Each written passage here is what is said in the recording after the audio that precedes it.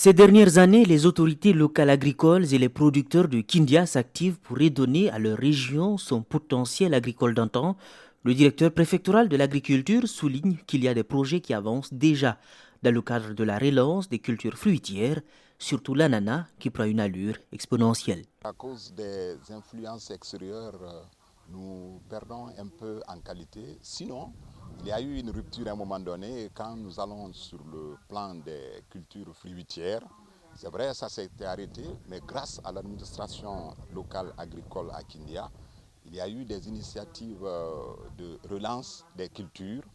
Et aujourd'hui, quand on prend les trois principales spéculations en fruits, c'est-à-dire ananas, ananas, mangue et banane, il se trouve qu'on est déjà très bien parti pour l'ananas et la mangue est en train de suivre, sinon que la banane est aussi derrière.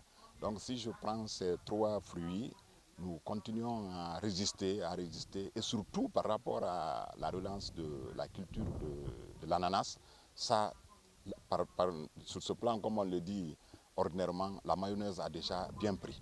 Parmi les fruits produits à Kindia, il y a la mangue. Malheureusement, aujourd'hui dans la région, la majorité des manguiers dans la zone commencent à vieillir, ce qui n'est pas sans conséquence, baisse importante de la quantité de mangue produite, pendant que de l'autre côté, plusieurs sociétés se sont lancées dans la production industrielle de la mangue. C'est que les plantations de manguiers sont devenues très vieilles, sinon il en trouve encore au moment où on le faisait. Après la banane, tout le monde s'était rabattu sur le manguier, mais on a fait un peu pêle-mêle, ce n'était pas très bien organisé.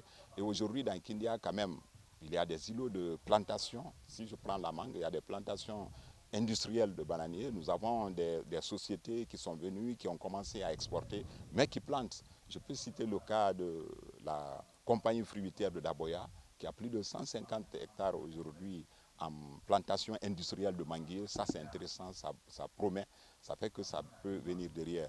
Nous avons une autre société, ça incite à la base. Il suffit seulement que les producteurs soient organisés, il y a où mettre. La formule Kindia est le jardin de Guinée tient toujours à cette image, carte postale.